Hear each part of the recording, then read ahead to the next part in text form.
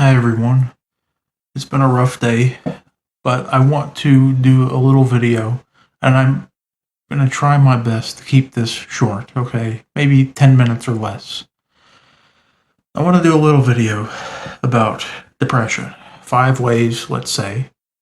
5 ways to battle depression. And I don't mean like seasonal depression. I don't mean bipolar depression because I don't experience that and I can't speak to that. I'm talking about major depression, not minor depression. I know it's difficult. I'm talking about major depression that has lasted for years. If you're one of those people, then this video is for you, and I've known people of all backgrounds who face this. I know people who have been Christians who go through this. I used to work with a man who is a trans atheist, Marxist, and me and him were actually really good friends. It's such a sweet thing. It didn't have to be violence and insults and whatnot. That's a mystery. How is that even possible? I don't know. But it was. And all of this is to say that people of any background can be experiencing this. And this is not something, and this is more of just a corollary rather than a main point that I'm making, but this is not, this is not because, oh, you're just not trying hard enough, or you're just too weak, or whatever. Life, there are countless things. I would say probably 60 to 70% of your life are circumstances, results, effects, things that are happening to you, opportunities, losses, your own natural talent or lack of talent. All of this is things that make up your life that you have absolutely no control over. Probably about 60 to 70% of life. At least for me. And it might be less for some people, but it's not going to be 0, and it's probably not going to be 20. And if you're going through this, you understand what I'm saying. You understand what I'm saying. And then all of these, I should say, come from my own experience. This is not a list I've read on the internet. This is not an article I've read. This is not a cheap book I've read about this. This is coming 100% from my heart right now to you when I'm making this list. You will find this list nowhere else. But I pray it helps you. So, let's go through number 1. I would say the biggest thing that's ever helped me is a firm conviction about life's meaning and value. If you've never thought about life's meaning and value, what is your value? Do you have value just in and of yourself? Not tied to what you've accomplished or your bank account or what your title is or whatever. Where you were born, whatever it is. Do you have a conception? Have you thought about, have you formulated, what is life's value? What is the point of life? What is my value on this earth? This is the void in which religion typically fills. And yes, I am a very religious person, okay? That's helped me tremendously. And this is not some kind of evangelistic thing, okay? But I'm just saying that, my faith has tremendously helped me, has grounded me in even this very day, look at my eyes, I've gone through so much today, okay? And if you look at me from the outside, it's like, well, you haven't done anything today. And it's like, yeah, that's because I haven't done anything outwardly because of what I'm fighting on the inside. Okay? But it's like having, like this chair behind me. It's like having the value of life, having an answer to what is my meaning, what is my value, what is my purpose? Is there hope? Is there worth? Is there meaning? Is there a future? This kind of thing. Or is it all just random meaninglessness? Having an answer is like this chair, where you can just sit back, and it catches you, and it supports you, and it keeps you from, falling all the way back onto the floor. That's number 1. Number 2 is going to be, and I don't think this is going to be a surprise to anyone, friends and family. especially family. And I understand this can be kind of tough because not everybody has a family, not everybody has friends. I really don't, I'm one of those very introverted people. I have friends, yeah, but I keep the number small, and I'd rather them be closer and more meaningful, fewer, more meaningful relationships than more less meaningful relationships. Because the point is for them to know me. It's not me to say, oh, I'm popular. The point is for us to know one another and support one another. But having that there, for me, it's my parents and it's my wife. That's my regular daily support system who's always there. I made another vlog. I don't know because I'm making these at the same time. I don't know when the one I just did will be published, but I've discussed this there. If it weren't for my wife, I would have eaten nothing. I would have drunken nothing today. Look at me. I'm not a thin man. This is not what I'm accustomed to living. It's not how I'm accustomed to living. But if it weren't for her, she's literally like a crutch. Number 3, going and doing something like getting out of the house. And I it sounds really simple. It sounds really almost foolishly simple, which I guess would be to say it sounds simplistic, but it's not. It's not. Getting out and breathing fresh air, and of course, as with everything that I say, I have to qualify it and say, because I've lived in cities before, there's not always a place if you live in a city, the air is always going to have this, concretey, metally exhaust fume tinge.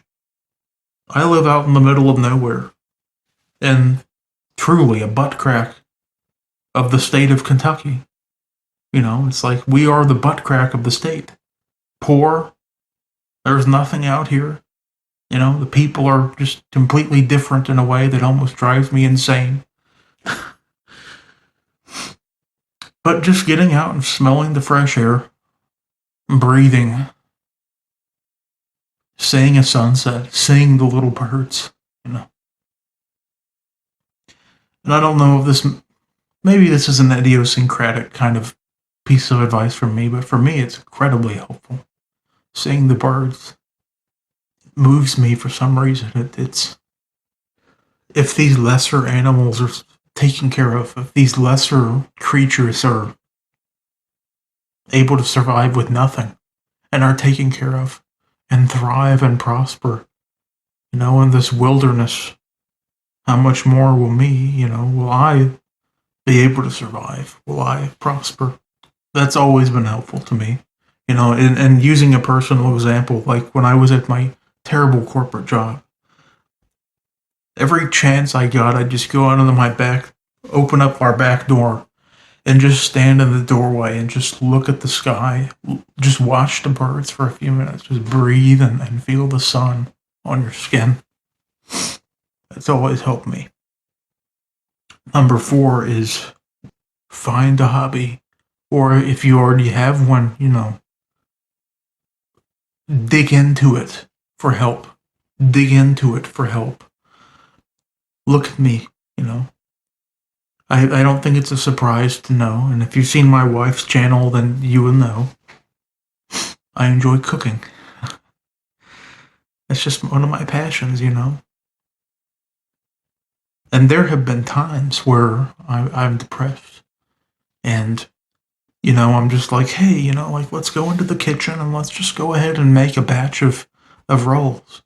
Or let's make some breadsticks. Or let's make some, cinnamon rolls are typically too intensive, but, pick something, be whimsical and just say, hey, you feel dead, but occasionally a tiny little sliver of life, a tiny little, normal desire will come up. It's like you just feel that little tiny inclination in the example that I just gave. It's like, hey, let's go make some rolls. Okay, and you go and you do it. And it's just inherently therapeutic, Specifically for me, it's like mixing everything, and it comes together in a beautiful dough, and it smells amazing. And then it's resting, and then you make these little doughs, and it's like it's tactile, it's hands on. And then you watch them, and you smell them, and you get to enjoy them. And there's something about that for me. 5. Just by way of good advice, step back and consider what you're listening to. Music, television, like what's influencing you? Ask yourself this. 5. Ask yourself this. There have been times, like for example, in my own life, when I was helping my wife immigrate from the Philippines, I would go over there, but I got Giardia, which put me in terms of my gastrointestinal system in a very similar position as I live daily over here. It was much worse there, but it's very similar, and that just drug me down. It's like I don't know if they're going to approve her visa. And besides that, I can barely eat, and I wake up every night and spend 5 hours on the toilet with the worst cramps I've ever had, Well, this is my life, so I would turn to music like there was certainly, and just if you're not religious, then just extend, give me a pardon for saying this, okay, for taking this perspective, but I was. And then those of you who are religious, you will understand exactly what I'm saying. It was very demonic. I'd be listening to this heavy metal all the time, and I would literally I felt so horrible. And it was so hot, and there's no air conditioning over there.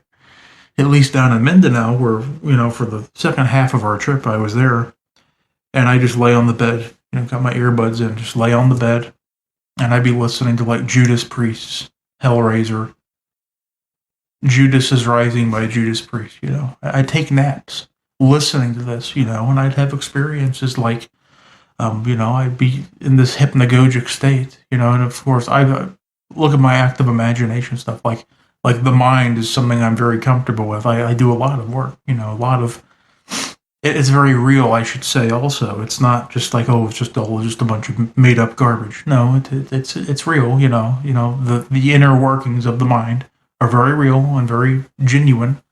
I'd have experiences where, like, I'd be half asleep, hypnagogic, listening to this heavy metal, falling asleep, and then there would be a female something, character in my mind, entity, whatever you want to call it. I'm not exactly sure. And she would be telling me, I need to do this. I need to do this. I need, telling me what to do. And I just remember saying, no, I can't do that. I can't do that. I can't do that. And God only knows what she was telling me. I don't know.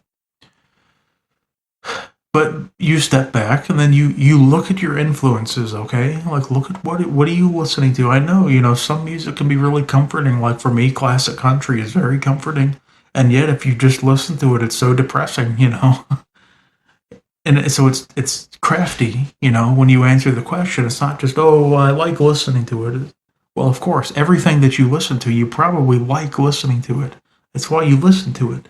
Not everything that you listen to, and not everything that you watch on TV, or movie that you watch, or whatever place that you go. If you live in a city and there's a favorite place that's probably not the best, in terms of helping you and your mood, you just have to cull what needs to be culled. Cull, is the word that I'm using. You need to purge what needs to be purged. Musically, in terms of entertainment and influence. That helps. And that's helped me tremendously, There have been days where I'm just so depressed, And when we just keep the TV running on just mindless garbage. And then I'm just like, you know what? Let's turn that off and put it on something more edifying. And it's amazing the difference that makes.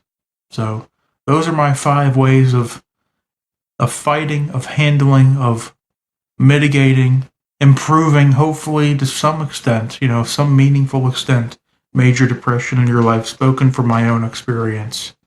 And I just hope that they help you. I hope that they benefit you and that they've stimulated your own thinking about the matter. I would like to just link in the description. I'll link in a card in the upper right to this video where, I this vlog I just made before this video where I just pour my soul out. I pour my soul out and tell you everything that's happened this year. It's like it's one thing after the other, but it's just, and each of them is moderately, moderately traumatizing, moderately, losing a loved one, losing your first and closest pet you've ever had, losing the best job you've ever had, developing a new health problem. Okay, they've taken alone, you can get past each one, but when every month, literally every single month, there's another thing being added to the pile. Eventually, it's just like you don't have time to finish processing the month before you get to process this fresh trauma that's been added onto your heart. And I shared that in that last vlog. That's worth watching if you want to, see what I've personally been dealing with. I'm making these videos because they express my heart, and it's like it's better to express it than to just bottle it up. It helps me process it. Maybe that's not for everybody, but it helps me to do it that way. So many channels are just people who just want to be big. They just want to be popular. Oh, they've heard you can make so much money on YouTube. Okay, blah, blah, blah. Most people don't. But they've heard this, and they're just seeking this, wonderful thing. And all they care about is following trends and making their stuff look as flashy and amazing as possible and all this kind of thing. And honestly, and that used to be me. I have been there and I have moved past that. I've done that. That's worthless. That way of life, you will either burn out or it will burn you out, okay? You will either get tired of it or it will destroy you, is what I'm saying. And I'm just hoping that this benefits you. It's not flashy. Look at my face. Am I some wonderful, handsome, lots of makeup? No, I have nothing. Look at my chair. But the effort it takes when you're facing this kind of depression to sit down and talk like this is incredible. The effort level required with this degree of depression is incredible. And I have done it because I'm trying to. There are plenty of people who suffer in silence in this world, and I'm hoping to offer you something meaningful, something lasting that will help you. I appreciate your time, and I just hope to see you back for the next video. Thank you for watching.